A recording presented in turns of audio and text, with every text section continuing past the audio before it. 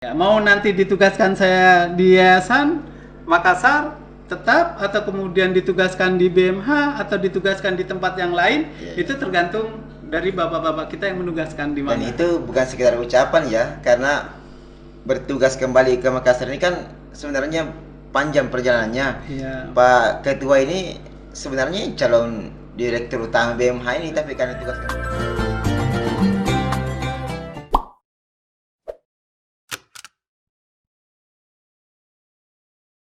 Assalamualaikum, apa kabar Pak? Waalaikumsalam warahmatullahi wabarakatuh. Ya, setelah lama dijadwalkan ini, baru sempat terwujud hari ini. Apa kesibukan akhir-akhir ini sebenarnya? Ya, alhamdulillah dengan amanah kita di pesantren ini, ya tentu banyak kesibukan ini. Ya, Selain kegiatan Munas yang baru saja selesai, kita juga sudah diperhadapkan dengan kegiatan-kegiatan rutin di pesantren ini. ya. Ini saya masih mau bertanya tentang Munas yang beberapa waktu lalu kita laksanakan. Saya penasaran seperti apa sebenarnya suasananya di sana ini. Kenapa di daerah heboh sekali? Ya, sebenarnya berbicara tentang Munas Hidayatullah ini kan berbicara tentang konsolidasi spirit, konsolidasi ideologi, dan juga konsolidasi program. Selain kemudian di sana juga kita akan melihat bagaimana pemimpin Hidayatullah termasuk ketua umum DPP, terus kemudian ada pemilihan struktur seperti Dewan Muzakarah. Nah, kita sendiri bagi kader Hidayatullah terantar dalam momentum Munas itu ada suasana silaturahim, ada suasana untuk memperbarui spirit keimanan dengan bertemunya para ustadz-ustadz dari daerah lain yang berkumpul di Depok ketika itu. Ini yang menarik. Katanya dari Sulsel hanya 2 orang.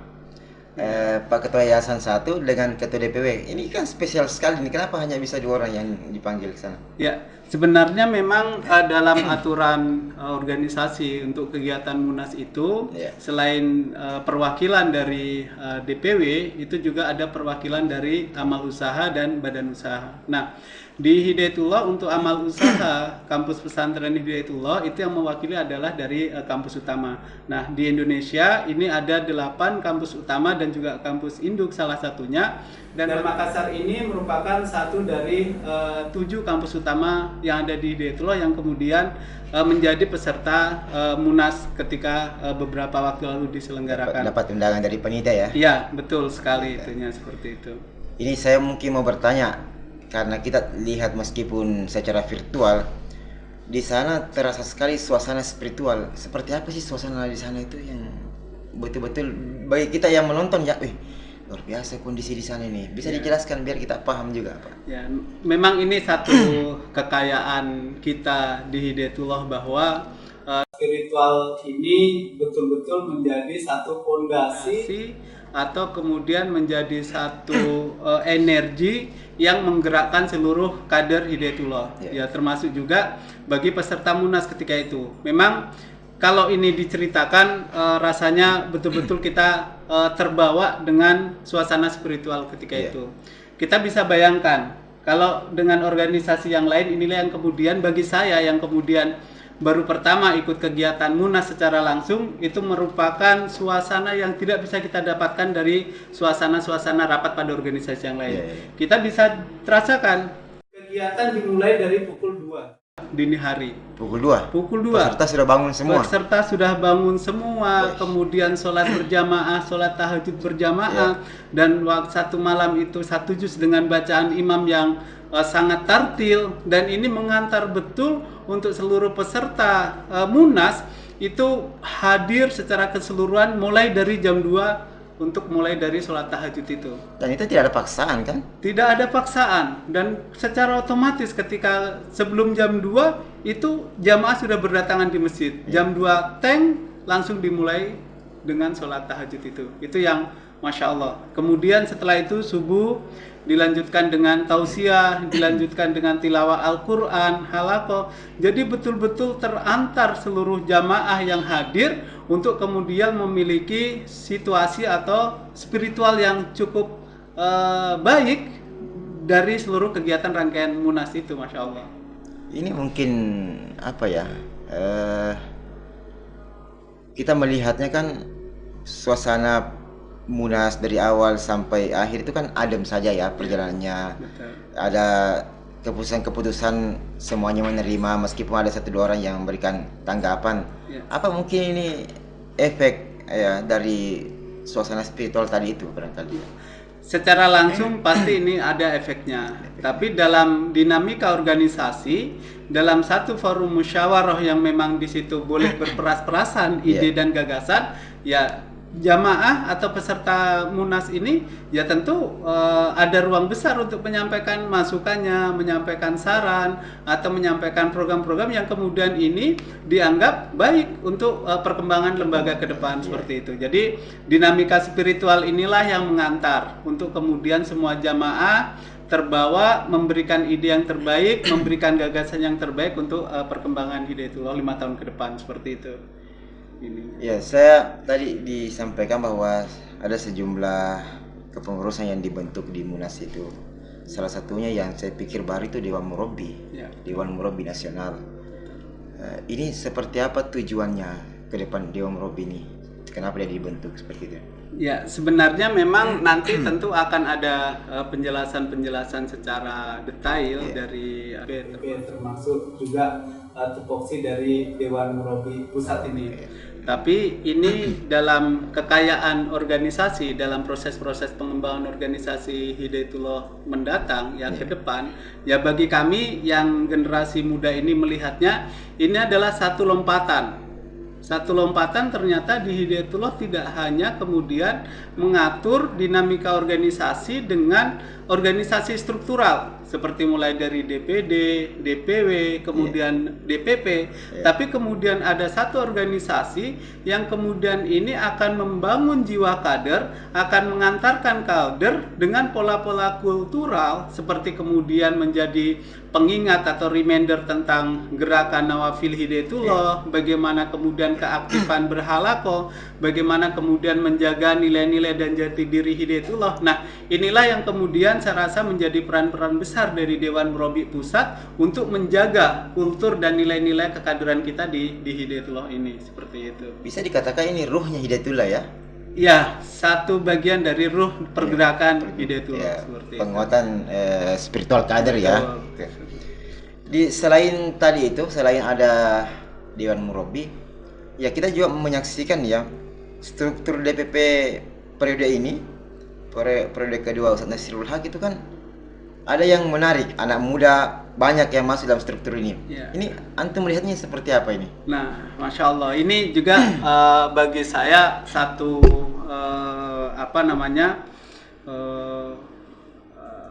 yang luar biasa di Hidayatullah ini, memberikan ruang besar bagi generasi muda atau generasi milenial atau kader milenial ini untuk mendapatkan ruang-ruang amanah yang lebih besar lagi. Ya, saya kemudian melihat apa yang menjadi terobosan dari DPW untuk memasukkan kader-kader milenial ini mengemban amanah yang besar di struktur DPP ini akan menambah laju organisasi Hidayatullah dalam pergerakan. Spiritnya akan bertambah, speednya akan juga semakin kencang dengan adanya anak-anak muda ini berada di barisan struktur DPP Hidayatullah. Ini satu harapan besar saya kira seperti itu. Jadi kayak kendaraan ya, ada remnya, ada gasnya. Ceritanya ini anak muda yang menjadi gas, terus senior ini yang bisa mengerem laju dari pemuda itu. Betul sekali, gitu, seperti itu. Karena memang dengan spiritnya anak-anak muda ini kan dengan gagasan-gagasan terbarukan, dengan gagasan-gagasan ingin masa depan yang kemudian gerakan ini bisa semakin masif, ya anak muda ini speednya kencang. Ya, tapi memang perlu rem dari orang-orang tua untuk kemudian ini tetap on the track seperti itu. Dalam sambutan pemimpin umum yang menarik ada kata rejuvenasi. Ini menggetarkan sekali nih. Bagaimana Anda menanggapi ini? Ya. Nah, ini yang sangat spektakuler ya bagi kita semua, saya kira, baik yang kemudian hadir di tempat secara langsung maupun virtual, yang virtual. Nah, ini satu statement yang tidak lahir begitu saja, tapi mungkin sudah dengan pergulatan panjang, dengan perkembangan sejarah kelembagaan Hidayatullah, dan ini memang dalam masa untuk rejuvenasi. peremajaan. Peremajaan. Bagaimana kemudian kader-kader milenial ini bisa tampil sebagai satu proses transformasi kepemimpinan untuk Hidayatullah semakin maju dan semakin berkembang tanpa kemudian meninggalkan jati diri yang ada. Nah, kemudian dengan peremajaan generasi muda inilah yang kemudian secara langsung menjadikan orang-orang tua kita ini mempercayakan kepada generasi muda ini Memberikan untuk mengemban amanah-amanah yang cukup besar. Nah, saya kira bagi satu organisasi ketika orang tua ini memberikan ruang yang besar kepada anak-anak muda sebagai bagian dari transformasi proses rejuvenasi itu saya kira ini satu terobosan yang luar biasa bagi kita anak-anak muda ini. Tapi kira-kira anak muda ini sudah siap mengembang amanah itu? Nah, kesiapan itu sebenarnya kembali kepada kader muda itu sendiri, ya. Artinya ada proses internal, ada faktor eksternal yang mempengaruhi. Nah, faktor internal inilah yang kemudian harus menjadi tantangan bagi anak-anak muda, bagi generasi kader muda untuk mempersiapkan diri.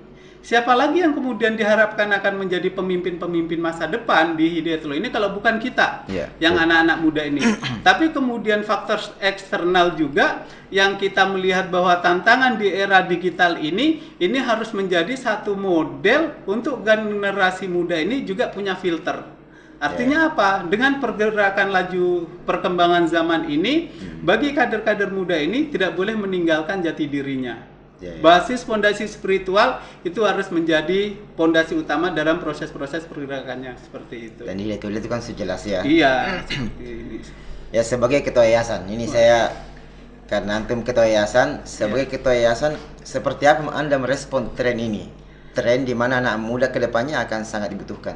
Ya, yang pertama tentu ini juga amanah yang berat juga bagi kami secara pribadi diamanahkan di yayasan. Tapi memang ngomong-ngomong dari 7 kampus utama ini ya kami ini yang paling muda juga, yang mendapatkan amanah di kampus utama Hidayatullah. Jadi ini merupakan satu tantangan ya untuk kemudian betul-betul ini sebagai proses pembelajaran, sebagai proses pengkaderan, sebagai proses untuk mengemban amanah yang kemudian di dalamnya harus betul-betul kita bersungguh-sungguh dalam menjalankan amanah itu. Walaupun dengan seluruh keterbatasan dan kekurangannya, saya yakin. Jadi termotivasi ya, apalagi kalau misalnya duduk dengan pengurus-pengurus pusat yang lain, dengan pengurus kampus utama yang notabene lebih senior. Betul. Jadi saya pikir ini juga sebagai tantangan ya untuk Pak Ketua Yayasan ini. Wah, sangat saya kira seperti itu. Karena jadi mungkin ini kan udah lama lagi raker. Ya. Seperti apa Pak Ketua menyusun program kerja untuk setahun ke depan supaya Al-Bayan ini ya kalau bisa mengungguli di kampus utama yang lain. Ya.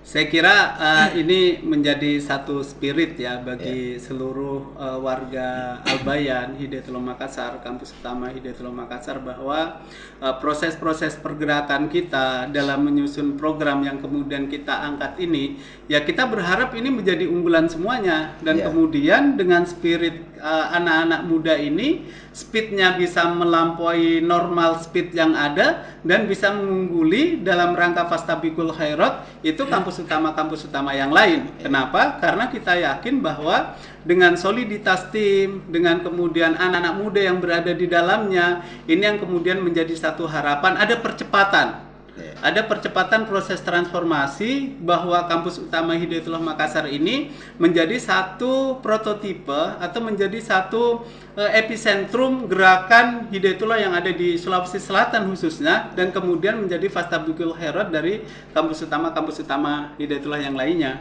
seperti itu. Di Sulsel kan kantor DPW ada di sini, kantor Baitul Mal juga di sini, bahkan DPD Makassar sendiri kan di Makassar. Bagaimana membangun sinergi dengan semua ini? Ya, saya kira inilah perlu komunikasi yang baik. Ya, inti dari kita yang berada di Hidayatullah, apakah kemudian itu di BMH, di DPW, atau di DPD, atau di yang lainnya, ya itu harus terbangun komunikasi yang baik antar lini. karena dengan komunikasi yang baik kita bisa memposisikan kita berkomunikasi dengan siapa, kita bagaimana berkomunikasi itu tentang apa dan program apa. Saya kira dengan komunikasi yang baik ini bisa menjadi satu langkah awal untuk membangun sinergitas. Program itu bisa nomor 3, nomor 4, nomor 5, tapi kalau komunikasi itu kemudian sudah terjalin dengan baik, program ini secara otomatis menjadi satu bagian yang tidak bisa terpisahkan dari sinergi itu. Artinya semua orang mau terlibat. Betul sekali ya. Kira-kira secara spesifik tahun depan ini apa yang kita mau targetkan di Al-Bayan ini? Kita sebagai satu kampus utama di Hidayatullah, ya khususnya di Makassar ini, kita sudah harus menaikkan kelas. Ya alhamdulillah Hidayatullah Makassar sudah sangat dikenal di masyarakat. Perkembangannya juga dari infrastruktur yang ada, sekolah itu juga cukup bagus. Nah, kita ingin mencoba menjadi satu jembatan di masyarakat untuk bagaimana ada peningkatan kualitas mutu dan layanan. Ada dua hal. Ya. Kenapa kemudian kita berbicara mutu? Karena yang kita cetak adalah generasi masa depan. Yang kita cetak adalah generasi yang akan menjadi pemimpin masa depan. Sehingga disinilah pentingnya mutu. Baik itu mutu yang sifatnya klasikal formal yang ada di sekolah maupun mutu dari ilmu diniyah dan spiritual dari para santri ini. Nah ini tahun depan menjadi skala prioritas untuk peningkatan kita di Al-Bayan. Yang kedua adalah layanan.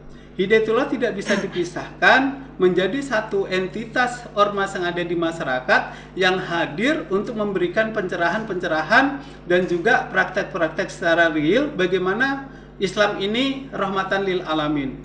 Untuk melihat peragaan Islam, datanglah ke pesantren Hidayatullah Makassar. Mau melihat sholat jamaah yang khusyuk, datang ke sini. Mau kemudian melihat bagaimana suasana pondok yang bersih, datang ke sini. Nah, ini harus ada proses peningkatan layanan sehingga masyarakat Makassar khususnya itu bisa merasakan bahwa Hidayatullah adalah bagian dari mereka. Ada kesejukan layanan yang dirasakan ketika mereka hadir di pesantren Hidayatullah. Nah, dua hal ini yang kemudian menjadi skala prioritas pengembangan Al-Bayan di tahun 2021 insya Allah. Apa ada instruksi khusus dari organisasi misalnya atau dari DPP bahwa ini loh yang harus dikerja oleh Al-Bayan Hidayatullah Makassar ke depannya? Ya, sebenarnya dalam program-program tentu ada irisan yang kemudian ini menjadi satu kewajiban bagi kampus-kampus utama untuk jalankan. Ada program yang kemudian menjadi program pusat yang harus kita jalankan. Ada juga kemudian program yang secara spesifik ini dikembalikan pada kondisi dan situasi pesantren Hidayatullah Makassar untuk meng-create program-program yang lebih lokalistik seperti itu. Kalau kita melihat potensi SDM di Makassar ini, kira-kira ke depan ini apa yang harus kita kembangkan? Misalnya kan anak-anak muda saya lihat sekarang sudah mulai bergabung ya.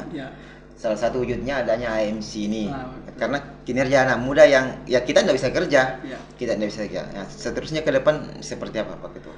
Ya, saya kira bagi kita dalam pengelolaan sumber daya manusia atau sumber daya insani di Yayasan Al-Bayan ini, ya kita harus menyiapkan dua hal. Yang pertama adalah terkait dengan perencanaan sumber daya insani atau forecasting dari perencanaan sumber daya insani. Yang kedua adalah bagaimana kita merespon perubahan-perubahan yang ada. Nah, dua hal ini harus melekat dalam satu program yang mana memang SDI ini dituntut untuk dua hal ini. Bagaimana kemudian generasi muda yang kemudian ada ini, Masya Allah ya, dengan hadirnya AMC ini sebagai satu bentuk konkret bagaimana generasi muda yang kemudian ini tidak bisa dikerjakan oleh generasi old itu hadir dengan fase kekinian, dengan era digital, dengan era medsos ini hadir untuk meresonansi syiar dakwah yang ada di Kota Makassar. Nah, yang kedua ini harus adaptif. Generasi tua juga yang kemudian sudah berada dan bersama kita di sini harus merespon perubahan itu. Kalaupun tidak semuanya bisa direspon, tapi setidaknya ada hal-hal ruang yang terkait tadi peningkatan mutu terkait dengan penggunaan media sosial, penggunaan digital dalam proses learning pembelajaran itu harus mengikuti. Guru misalnya, dia tidak bisa boleh mengandalkan hanya pembelajaran offline saja. Tapi dalam situasi seperti ini dia harus adaptif.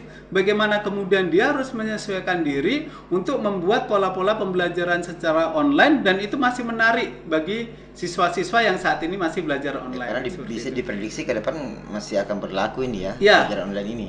Itu satu keniscayaan saya kira dalam era sekarang yang kemudian sudah dimulai bagaimana pembelajaran melalui e-learning, melalui digital ini, walaupun kemudian efektivitas masih offline ini menjadi satu hal, tapi ini harus kita persiapkan terus menerus. Dan barangkali AMC hadir juga dalam rangka itu ya, menjawab itu, bahwa AMC siap bekerja sama dengan guru-guru, dengan sekolah-sekolah untuk pembelajaran itu ke depannya. Iya, saya kira ini ruang besar ini bagi AMC untuk memaksimalkan itu. Terakhir ini, karena antum kan lama di BMH, terus sekarang diamanahi sebagai Ketua Yayasan Al-Bayan Hidayatullah Makassar. Apa sih perbedaan yang mendasar dari kultur kerja ini BMH dengan yayasan?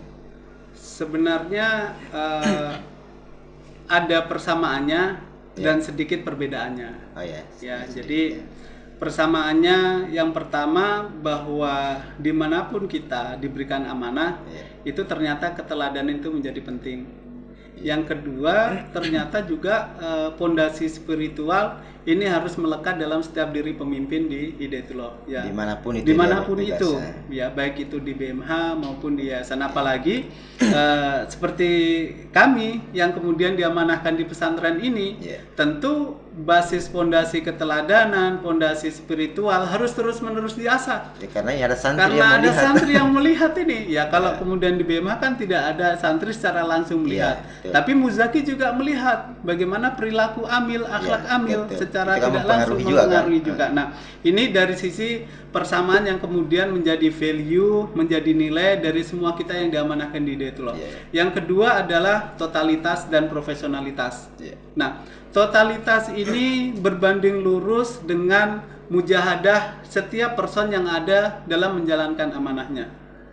Kalau kita misalnya di pesantren, diamanahkan di pesantren, ya totalitas full all out dengan seluruh tantangan yang ada, dengan seluruh program-program yang akan dijalankan, dengan seluruh resources yang ada, semua harus all out. Ya kita totalitas di situ.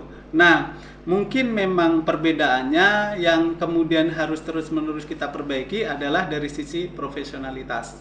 Nah, memang secara tidak langsung ya keberadaan pesantren ini ya kalau saya merasakan belum bisa sepenuhnya untuk kita naikkan kelas dari sisi profesionalitas kerja yang kemudian itu menjadi standar kami ketika di BMH.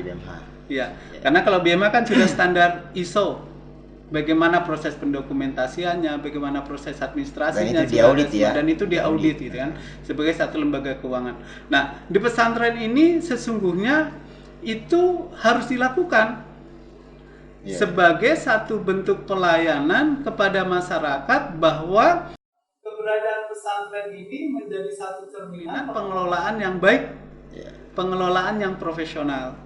Karena akhirnya ini kembali kepada masyarakat yang akan memberikan penilaian bahwa ternyata pesantren Hidayatullah Makassar pelayanannya sangat bagus, malah kalau bisa pesantren ini bisa ada juga standar ISO-nya. Ketika orang masuk kepada proses pembayaran awal, oh ada proses dokumentasinya. Ketika anaknya masuk ke sekolah, oh ada proses standar guru yang dilakukan. Nah, kalau ini bisa menjadi spirit bersama bagi seluruh pesantren kita, ya khususnya di Al-Bayan Hidayatullah Makassar ini, saya kira ini bisa menjadi satu lompatan. Ada budaya kerja yang berubah, ada mindset yang berubah, ada kemudian semangat yang berubah tanpa meninggalkan pondasi spiritual dan pondasi kekaderan yang ada. Nah, ini bisa sangat menarik untuk dikembangkan ke depan saya kira. Yang jadi soal kan persoalan mindset tadi itu ya. Kadang kita mesti merasa bahwa karena kita ini sosial, sehingga pelayanannya biasa-biasa saja. Padahal kita bisa naikkan naik kelas, betul, sangat memungkinkan itu. Dan ruang itu ada, dan ini kan harus menjadi spirit seorang muslim, ya kan? Bagaimana kemudian kerja-kerja Rasulullah dahulu, ya kemudian bagaimana Al-Quran mengajarkan, bagaimana kemudian kerja-kerja yang maksimal, bahwa sesungguhnya Allah, Rasulnya, dan orang-orang beriman akan melihat pekerjaanmu. Ini adalah sebagai bentuk aksiomatik bahwa setiap muslim harus bekerja yang terbaik, bekerja seprofesional mungkin, bekerja semaksimal mungkin untuk menghadirkan bahwa orang-orang beriman ya itu melihat juga pekerjaan kita selain Allah dan Rasulnya tadi melihat pekerjaan kita. Ini kan cerminan seperti itu. Nah, kalau ada pilihan lagi nih, pilihan lagi Pak Ketua Yayasan kembali ke BMH atau tetap pilihannya di Al-Bayan, kira-kira yang mana ini? Wah, kita sebagai kader ya di Hidayatullah, pilihan secara pribadi sebagai satu buah pemikiran mungkin itu ada. Tapi kan karena itu, kita itu hak untuk memilih, itu hak untuk memilih. Tapi karena memang kita ini bagian dari Hidayatullah, yang bagian dari kader, yang kemudian telah mengakadkan diri untuk tetap bersama-sama mudah-mudahan di lembaga ini terus, ya pilihan itu akhirnya kita kembalikan pada penentu kebijakan. Apakah kemudian kalau di Hidayatullah kan yang paling kita bisa rasakan adalah penugasan. Ya, penugasan ini juga satu tantangan juga karena tidak semua kader ketika ditugaskan juga akan berangkat. Tapi ini adalah sebuah konsekuensi yang harus terus-menerus dirawat oleh semua kader bahwa inti dari kekaderan kita adalah penugasan. Ya, mau nanti ditugaskan saya di Yayasan Makassar tetap atau kemudian ditugaskan di BMH atau ditugaskan di tempat yang lain, itu tergantung dari bapak-bapak kita yang menugaskan di mana. Dan itu bukan sekedar ucapan ya, karena bertugas kembali ke Makassar ini kan sebenarnya panjang perjalanannya. Pak Ketua ini sebenarnya calon direktur utama BMH ini, tapi karena ditugaskan ke Makassar ya seperti inilah. Ya, sebenarnya kan kita sendiri tidak bisa juga mereka-reka dan merencanakan bahwa ini calon apa, calon apa gitu. Tapi yang dikedepankan bahwa ketika diamanahkan atau ditugaskan di situ ya bersungguh-sungguh saja, ya maksimal saja gitu kan. Kalau kemudian dalam proses-proses perencanaan manajemen organisasi nanti dia akan ke sini, ini akan ke sini, ya itu dampak saja gitu. Nah, sehingga kalau kemudian pilihannya dalam satu waktu kemudian di BMH terus kemudian ditugaskan di yayasan, ini juga di organisasi, ini juga menjadi satu tantangan. Kita keluar dari zona yang kemudian selama ini kita rasakan. Misalnya contoh, saya bertahun-tahun menangani BMH, bertahun-tahun mengelola keuangan misalnya, mengelola zakat, infak dan sedekah sampai kemudian di Jakarta. Nah, ini untuk keluar dari zona itu juga satu proses pembelajaran tersendiri. Karena bukan sesuatu yang ringan juga berada pada zona yang kemudian kita merasa itu bisa enjoy, bisa nyaman, yang kemudian kita keluar dari zona itu untuk memulai sesuatu yang baru, yang sesungguhnya dulu juga ini menjadi satu hal yang kita masih menjadi santri misalnya. Tapi ini kan harus kita menjadi pengelola gitu. Jadi banyak hal yang harus terus-menerus diperbaiki. Saya kira luar biasa ya, menarik sekali. Ini pertanyaan terakhir lagi ya, terakhir sekali ini. Sulsel tidak lama lagi muswil. Tentu akan ada rotasi-rotasi lah, mutasi dan sebagainya. Bahkan mungkin dari kampus utama juga akan ada yang digeser barangkali. Ada pesan atau apa istilahnya ke teman-teman kita ini?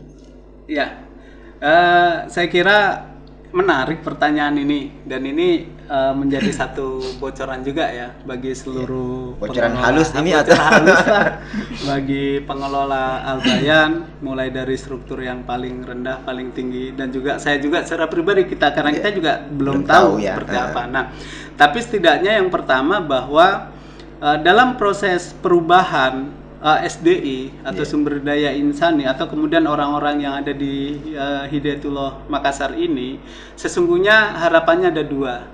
Yang pertama, bagaimana proses perubahan nanti itu semakin membuat Al-Bayan ini semakin kencang perjalanannya. Apakah itu dengan tenaga yang akan masuk di Al-Bayan, atau kemudian ada tenaga yang kemudian dimanfaatkan lebih besar lagi tenaganya di organisasi. Nah, begitu juga bagi insan-insan yang ada di Al-Bayan ini yang kemudian nanti akan ditugaskan. Jadi kita tidak boleh membuat satu klaim bahwa saya akan di Al-Bayan terus. Itu tidak bisa. Karena pasti kita tidak berkembang. Ya. Tapi kemudian rekayasa organisasi ini termasuk di Al-Bayan dalam melihat potensi-potensi orang-orangnya ini, ketika kemudian dia ditugaskan organisasi untuk mengemban amanah di tempat yang lain, harus diyakini bahwa ini adalah satu lompatan, satu kepercayaan untuk dia akan bisa semakin berkembang di tempat yang lain. Ya. Nah, ini harus melekat pada pribadi di Al-Bayan ini. Jadi sehingga orang-orang yang berada di dalamnya ini ya siap sedia, terus menerus menempa diri, terus menerus meningkatkan kapasitas dirinya untuk kemudian siap dimanapun dan kapanpun dia mengemban amanah. Baik itu kemudian rotasi dari satu unit ke unit yang lain, atau dari departemen ke departemen yang lain, atau kemudian dari departemen kemudian dia bisa bertugas ke daerah yang lain.